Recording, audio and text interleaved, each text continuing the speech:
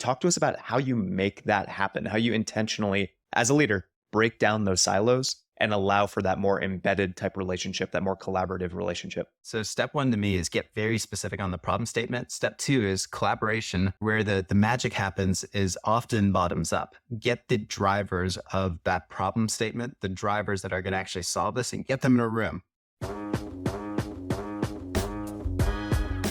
As a revenue leader, you grapple with a crucial pain point: how to empower your team to take charge and see the bigger picture.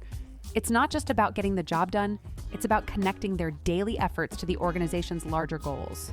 Creating a sense of purpose, giving them autonomy, and making them deeply care about the challenges they're tackling can lead to positive change and broader impact.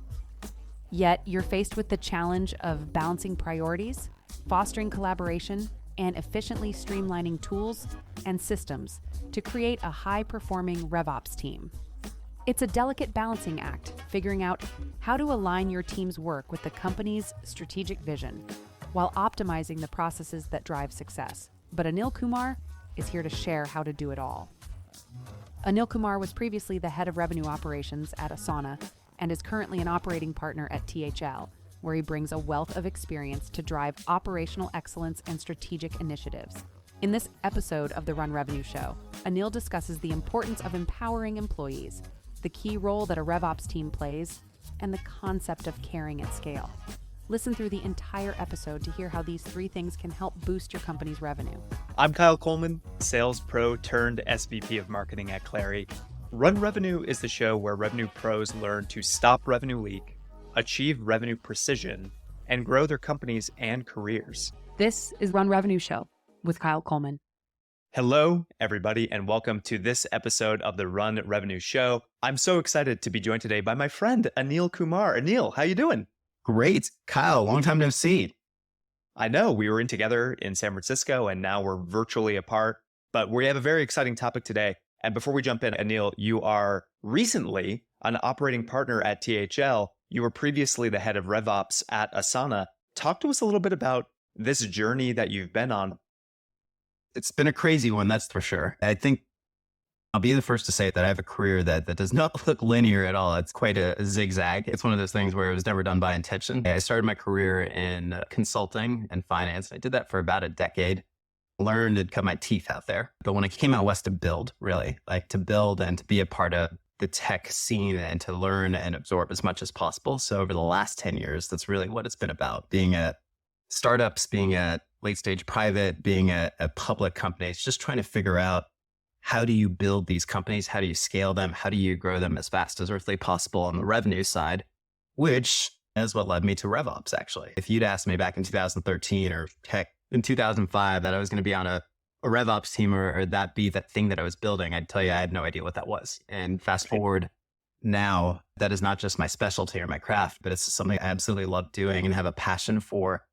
This is how you can actually accelerate revenue by driving go-to-market team, but by driving it as the piece, the connective tissue in the middle, which for me, that's exactly what RevOps is.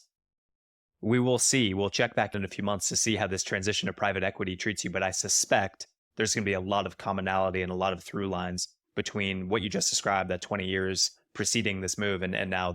You know me, like it's a little bit of a leap of faith. I don't know what the future holds. I don't know the exact path of how we're going to get there. All I can tell you is I'm excited by it and certainly a little scared too. We'll have this conversation later that there's so many things I want to understand about how you approach your career and the leap of faith and looking for experiences that are challenging and fulfilling and betting on yourself and all these different topics for another day. For today, we're going to be talking about this phrase that you use, Anil, that I think is really interesting, which is caring at scale and how that manifests via revenue operations and then what the role of revenue operations is at various companies. Let's start there. And I'm going to maybe give you a little straw man to react to here, which is the role of RevOps as is commonly defined is either, it's just marketing ops plus sales ops plus customer solutions put together into one operations team. So you hear that a lot.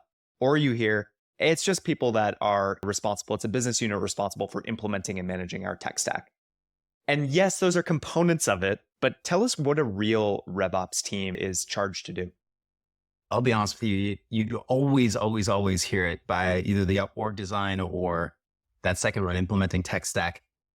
That second one that just rubs me the wrong way in a big way. It really does. And it's not to say that it's not what we do. That's absolutely what we do. And when you and I first started talking about this, I would say that if you don't do that part well, if you don't do the implementing the tech stack well and knowing the systems through and throughout, it all falls. So that's absolutely important. For me, if I go back, it's a little bit about, as we said, from my career and how I led to this. I didn't come here because I wanted to lead these specific teams or I wanted to implement a tech stack.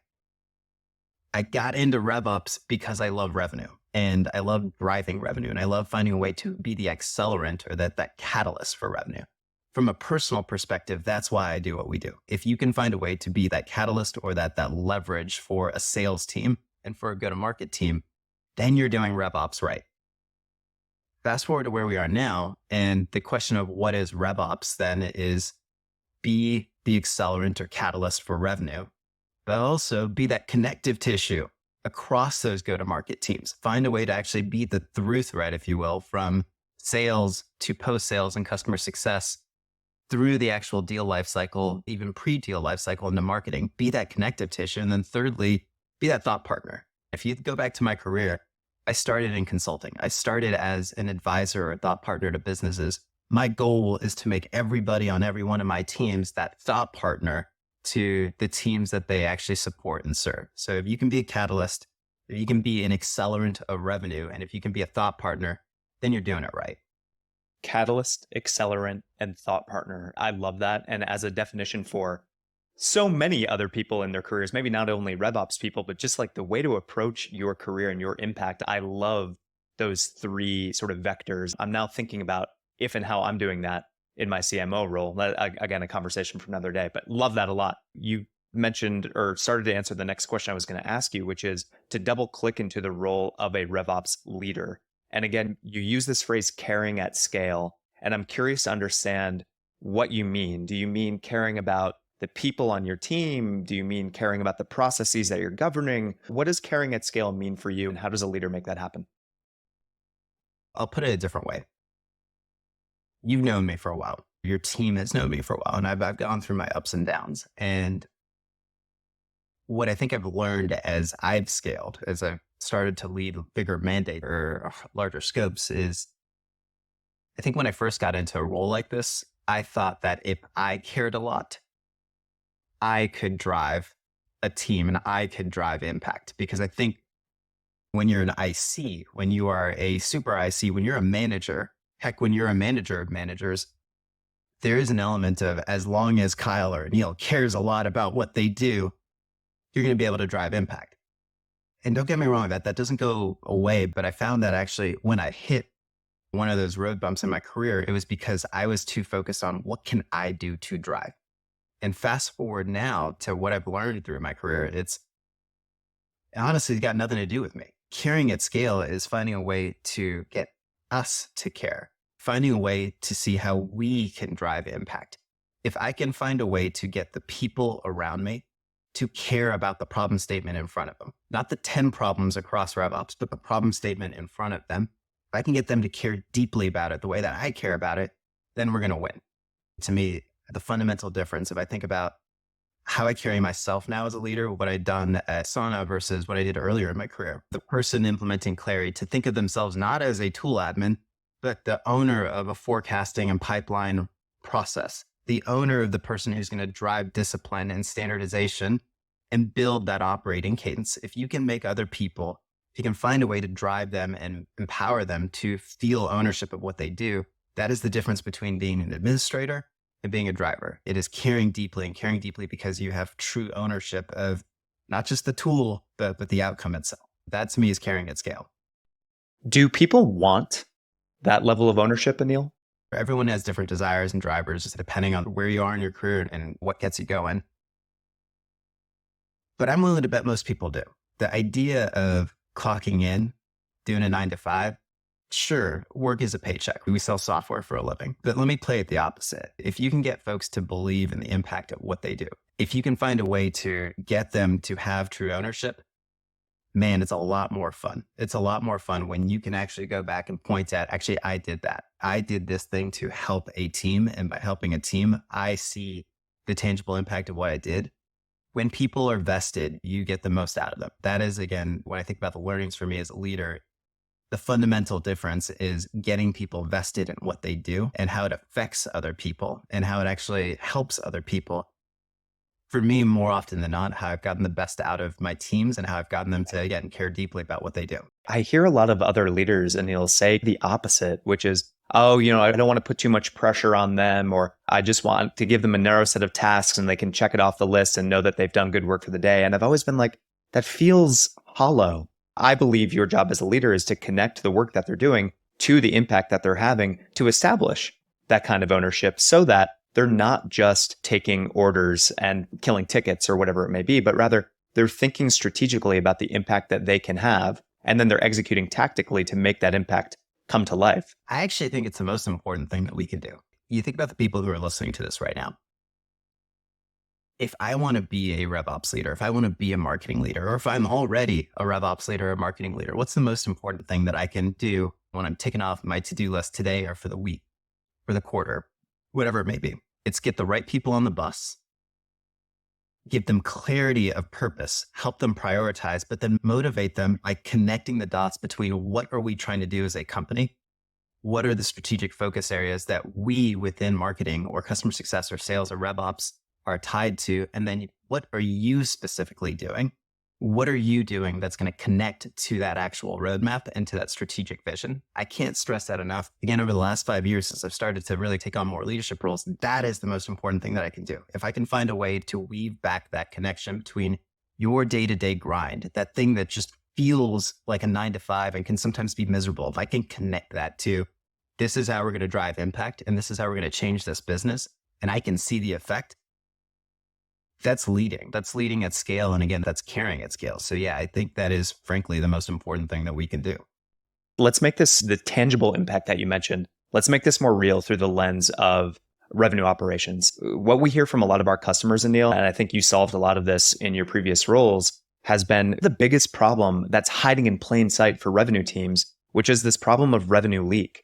All of these different areas of the revenue process that are maybe not up to standard or have some broken handoff or some tooling that's inadequate or whatever is causing all of this leak across the revenue process. And so I'm curious to put you on the spot and ask for specific examples of how you empowered somebody on your team to identify this major area of revenue leak and then basically gave them the autonomy and the purpose to go and solve that leak and put it through the lens of here's how you're helping the business. Here's how you're helping our growth trajectory. Here's how you are becoming that catalyst, that accelerant, that thought partner with the other people that you work with.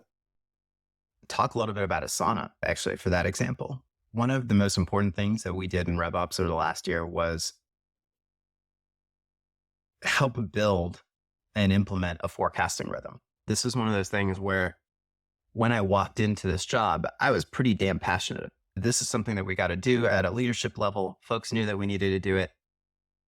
But again, the difference at Asana was rather than me being the end-to-end or day-to-day driver, it was really important to me to take the team that we had and get them to care about what we were talking about and get them to care about it to the point that they were actually driving and they were owning.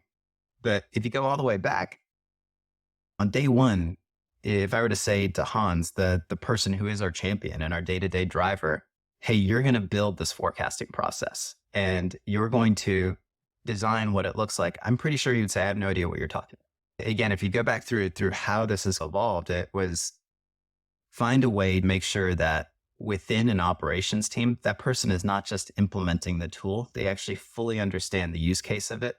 And they are embedded as closely as possible to the actual day-to-day execution of that process.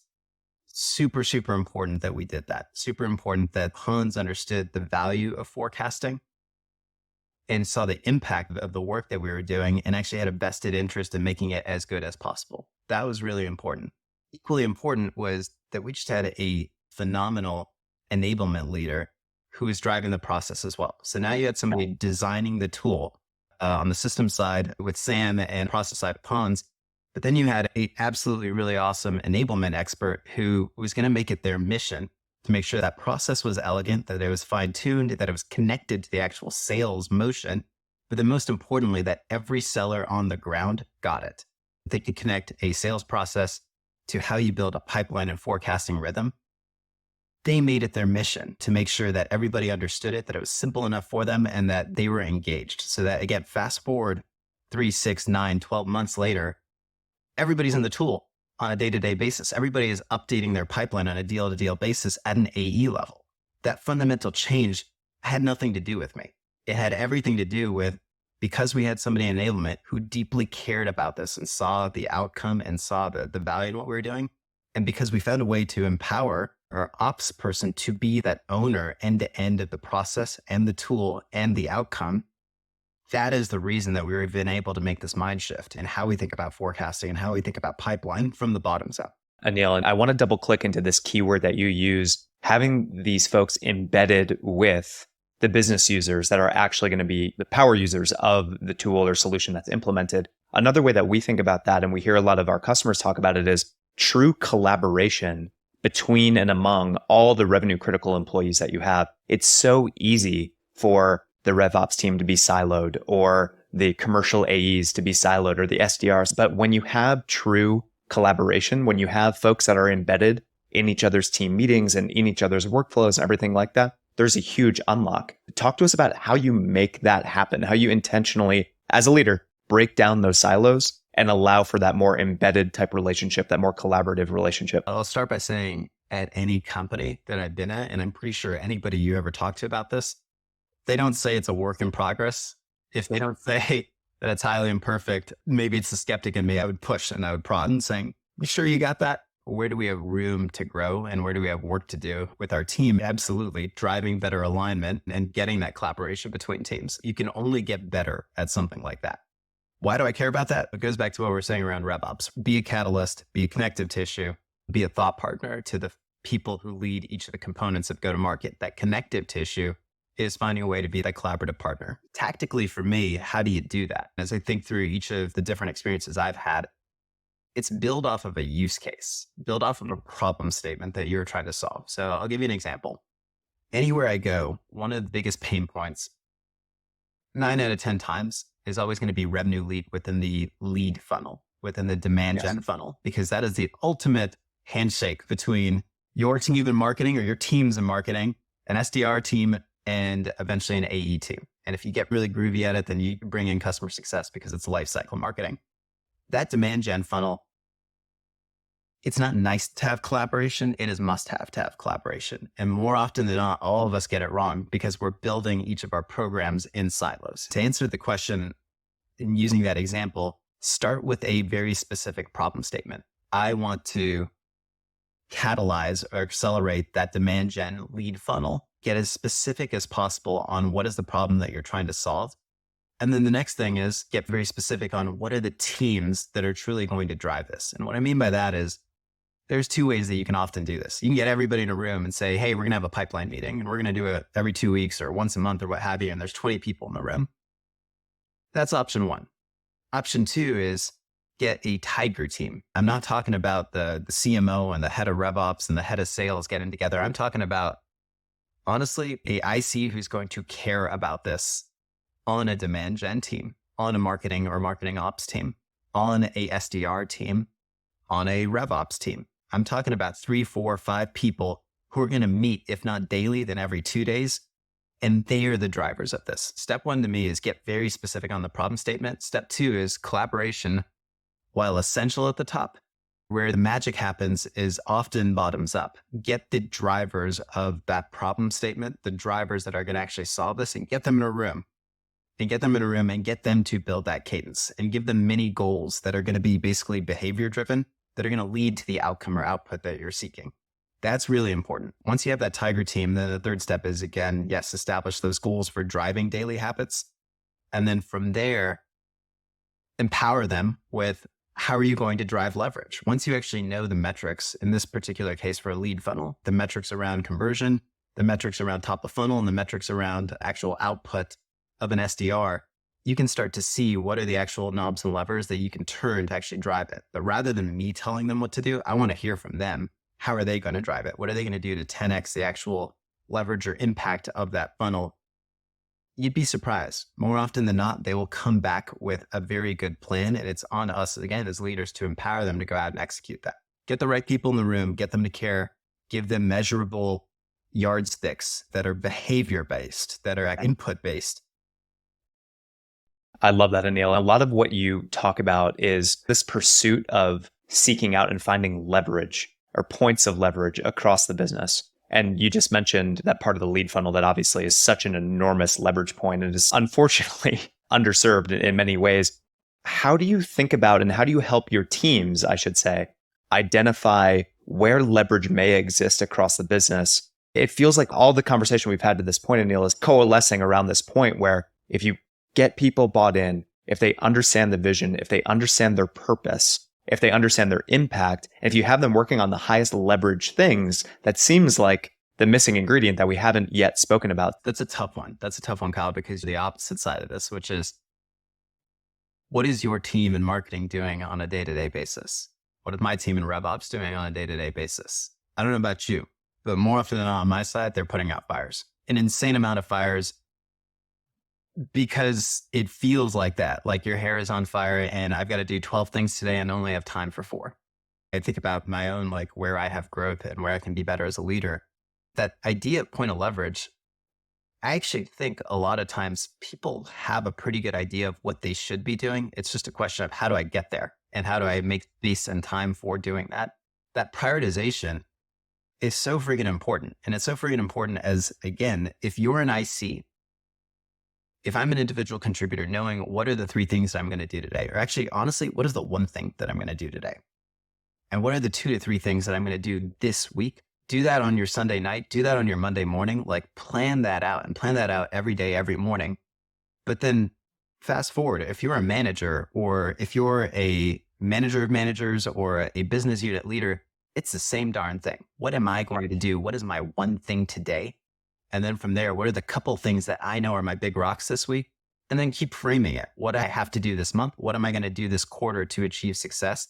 How does that then drive and tie to our strategic plan over the course of 6 months or 12 months?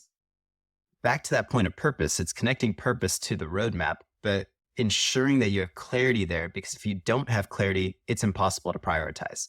If you have clarity in your head of this is the thing that's most important, then you can start to prioritize. And then it's on you to work with folks to help them prioritize. When they have 12 things on their plate, how do you get it back down to 3 and know what's below the fold? Hardest thing by far to do in RevOps, because your world is always on fire. You're always understaffed and everything's important. And then on top of that, you got 5 different customers you got to serve and you got to serve them all equally well. Points of leverage is absolutely important, but points of leverage and prioritizing them equally important. There's always something. There are a million fires. And part of the reason, I believe, that I'll frame this as a hypothesis or a question, part of the reason RevOps teams feel so stretched or are so stretched is because many of them are trying to jam a square peg into a round hole with the systems that they have. They're wading through spreadsheets, trying to do a complex bottoms-up forecast, or they're stuck in CRM trying to build reports that are just hard, if not impossible to build. Or they're in BI tools and they're bouncing around with different data sets than the marketing team has or finance team has or whatever it is. And that is a huge time suck. So I'm curious to validate or not this hypothesis with you, understand what the pitfalls are of the quote unquote wrong tech stack for RevOps teams. We talked about tool consolidation. Everybody in the industry knows about tool consolidation. You can talk about it all day from a CFO lens of, I've got a line item in my go-to-market tool spend and I've got to find a way to cut it. Don't get me wrong. I'm always going to look at it from that perspective. That is important. Or the next thing is, hey, we're not actually leveraging these tools. We've got to find a way to leverage them and get value out of them. But let me give you actually a very different angle. If I'm a 1-person RevOps shop, if I'm a 40-person RevOps shop, if I'm a 100% RevOps shop, it does not matter. If my tool stack is too bloated, then right away, I am absolutely overwhelming that person that is the admin, because they're administering 5 different tools. They're administering 5 different tools, which means that they have to figure out the use case for those and the value for those and care enough about how do I drive success with them. That's a recipe for failure. And we're all guilty of doing it because we all build and buy these tools over time and accumulate them. That is absolutely a huge tax. The swivel seat for an AE of context switching between tools, super taxing, but the inherent tax in implementing and driving change through your tool stack, that is massive. When you have an under-resourced team, which is pretty much every RevOps team, if you are administering way too many tools, then you're administering none of them. You're way, way better off picking a horse. I don't care what horse it is. I know we're on this podcast. Just pick a horse and go deep on that horse and understand the use cases. Because I guarantee if you go that way, then this goes back to exactly what we talked about at the beginning. That's actually how you empower somebody, because I'm going to say, yeah, you own this thing end to end, but part of owning it is understanding the multiple use cases for it and then implementing it and getting impact from that. Does that make sense? It makes perfect sense. This whole concept of consolidation, I've heard so many RevOps teams say exactly what you just said, Anil. Our CFO said, here's the line item, here's the budget, make it work. And they feel like they were browbeaten into consolidating, but they also feel like they compromised key capabilities in that consolidation process. And the advice that I would give, and I'm curious to get your take on how to do this, is as you think about your tech stack consolidation, yes, there are virtues to it for the swivel seat for your reps, for the admin problems, for the backend. You have to stack rank. What are the workflows that matter most to you? What are the non-negotiable things you have to deliver as a team?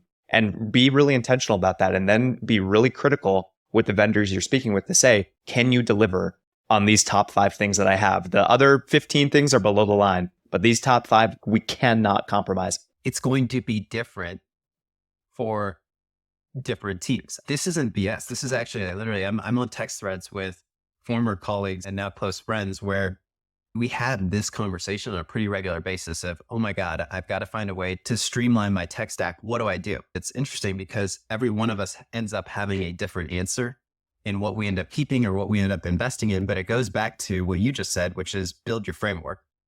What is most important to your CEO or your CRO today and 12 months from today? That is your first thing. What's the most important thing? What are the workflows that you either have to optimize or that are underutilized? What is the thing that you care the most about that somebody on your team actually knows how to use and loves using?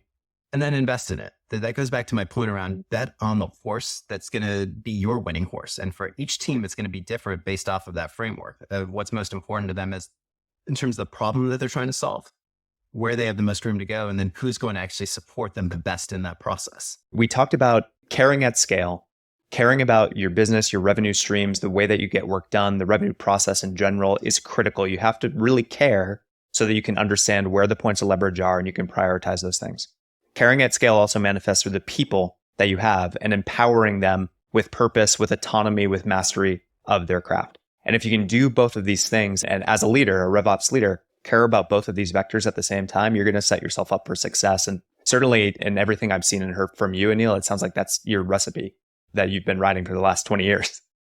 Absolutely. If you can find a way to get people, connect the dots for people, if you can find a way to incite them to do their best work by holding that bar high, then it's on you to empower them and to advocate for them. I fundamentally believe that. If I can get people to do the best work that they legitimately love doing, if I can get people to be dissatisfied, to say, actually, this is not good enough on the thing that they're doing, then I know I'm doing my job. All right, Anil, bonus question for you. As we wind down, we have 1 minute left. I'm curious to hear a book that you have read. It could be fiction, business, book of poetry, whatever it is, that's made an impact on your career. I just started a book called Unreasonable Hospitality that it's really quite lovely. And what I love about this book for many reasons is that idea of giving people purpose and belonging and connectivity is through and through here. If you want to actually serve people and serve people in the best possible way, empower your teams to care. And 2, it's coming at it from a very different angle from the one that we're used to. But I cannot tell you enough how relevant those threads are. At the end of the day, we sell software, sure, but we're in the business of serving our customers. I'm in the business of serving my internal customer. And if I can do it the best possible way to make them better at what they do, then I know I'm doing my job. But way more importantly, if I can get the people around me to do the same thing and to care deeply about that, then I really know I'm doing my job. Anil Kumar, operating partner at THL, hell of a RevOps head, even better human. Anil, thank you so much for the time. It's been really, really amazing. Kyle, much appreciated. Thank you for having me. And this was fun. That is a wrap for this episode of the Run Revenue Show. Don't forget to like, rate us, and subscribe. Tell your friends, tell your family, and we'll catch you next week. Don't let what you heard today go to waste. Take 2 minutes to download today's checklist to get your priorities in line for the week. You can find that linked in our show notes. And if you liked what you heard, make sure you give us a 5-star rating and leave a review. We'll be back next Monday with more to help you win your week.